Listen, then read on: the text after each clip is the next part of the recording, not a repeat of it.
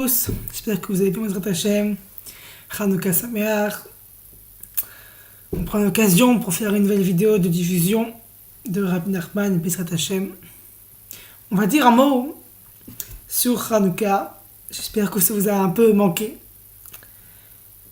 Chanukah, sur l'écouter à la chot, il commence comme ça, il dit, c'est quoi la définition d'un foyer juif? Un foyer juif, ce n'est point. C'est pas le lieu où on doit être naturel, on doit se mettre sans les chaussures en chaussettes devant la télé, tranquillou.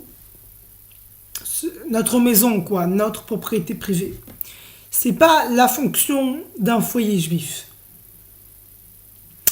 La fonction d'un foyer juif, c'est plutôt, d'écouter la route que j'ai sous les yeux, un endroit où on peut s'exercer à la spiritualité, à la Torah et au mitzvot, à la méditation, à l'aide des doutes, à la communication.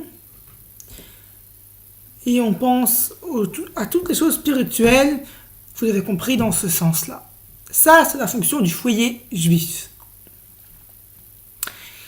Écoutez, la route continue en disant, on peut trouver un tel foyer juif, c'est le Beth Amikdash. Le Beth Amikdash, c'est le foyer juif suprême, dans sa plus grande grandeur. C'est le lieu où toutes les pensées externes, parfois même internes de l'homme, disparaissent. On se consacre pleinement à 300% à la Torah, à l'aide des doutes, au Teilim, à tout ce que vous voulez. C'est parce que c'est Beth Amikdash, c'est Kodesh HaKodashim. C'est la maison d'Israël.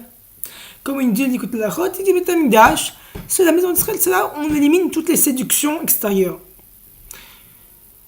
Comme on sait pour Yaakov Avinu que c'est notre patriarche qui nous ressemble, c'est écrit pour Yaakov dans les mots, pour reprendre les termes exacts. Il habite dans les tentes. Et Esav, c'est l'homme des champs. Yaakov, il a une maison dans les tentes. Et Esav vit dans les champs, il est dehors. Nous, il est Beth Amikdash. On est à l'image de Yaakov. Beth Amikdash, c'est vraiment la tente de Yaakov. Par conséquent, tout foyer juif, c'est un petit Beth Amikdash. Tout foyer juif, c'est un endroit où on peut révéler la présence d'Hachem en faisant comme ce que faisait Beth Amikdash. Ça, c'est encore l'écouter la Chot qui développe cette idée-là. En bref, je fais en bref. Et c'est dans les maisons, dans les foyers juifs, qu'on développe la Torah, les mitzvot qui étaient donnés par la parole. D'ailleurs, si vous faites attention, la Torah, comment elle commence? Bereshit, Beis, Bet. Bet, ça fait Beit. C'est la maison. La Torah, elle est faite pour être dans une maison, avec les 4 murs. Et dans ces maisons, on s'emploie qu'à l'étudier et, comme on dit dans le schéma, et à l'apprendre et à en parler. Mais écoutez, la Choti continue, il nous dit, quand le foyer juif, il est négligé, et quand les influences extérieures, elles y pénètrent, alors c'est comme la destruction du Beth Amikdash. Et c'est comme ça d'ailleurs que les Grecs, ils ont pu violer le temple, parce qu'on a laissé pénétrer les influences extérieures dans nos maisons, dans nos foyers juifs. Et c'est pour ça qu'ils ont réussi à complètement violer, c'est le terme adéquat, le temple et sa kedusha, à tel point qu'ils l'ont carrément détruite. Et le temple a fondu, on a décachérisé, si j'ose dire, mais le terme est trop faible, les huiles, on a fait rentrer des idoles, et toute la pensée grecque s'est développée. Les sports, les Jeux olympiques qui sont jusqu'à aujourd'hui, elles continuent. Les Maccabim, ils ont gagné la guerre. Et après la victoire militaire, on a institué l'image des bougies de Hanouka dans toutes les maisons juives, et même dans les Beth Knesset, dans les synagogues. Et ça, c'est le message qui dit l'écoute à la route de Rabbi Nachman, c'est Rabbi Nathan qui l'a écrit, mais c'est de Rabbi Nachman de Breslev.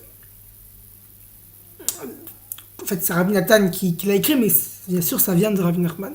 C'est la leçon suivante. c'est que les lumières qu'on allume des bougies de Hanouka, c'est pour nous libérer. Et c'est vraiment au sens propre. Bémet, on allume les adlik de Hanouka, on allume les bougies de Hanouka, ça, on allume un peu de lumière, on enlève l'obscurité. Maintenant, on oublie les Grecs, on oublie les influences extérieures qui ont fait détruire le temple, enfin, du moins qui l'ont amené à son état d'impureté qui est tel, et qui ont causé sa perte au fur et à mesure, et qui ont causé la continuité de la philosophie grecque jusqu'à aujourd'hui. Et c'est en allumant les bougies Hanouka à la maison qu'on dit non, non, non, non, non. Toi, tu passes pas. WhatsApp, toi, tu passes pas à la maison. Ça, écoute tes lachotes, viens. Toi, tu rentres dans la maison, mais toi, tu passes pas.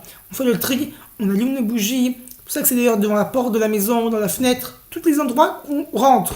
La fenêtre et la porte, où on peut accéder. Parce qu'on fait la barrière maintenant, on dit non, non, on va pas se faire avoir une deuxième fois, faire tout rentrer chez nous. Ça, c'est un des messages de Hanouka transmis par Rabbi Nachman, Rabbi Nathan de Breslev. Je vous souhaite Hanouka Sameach, mes amis.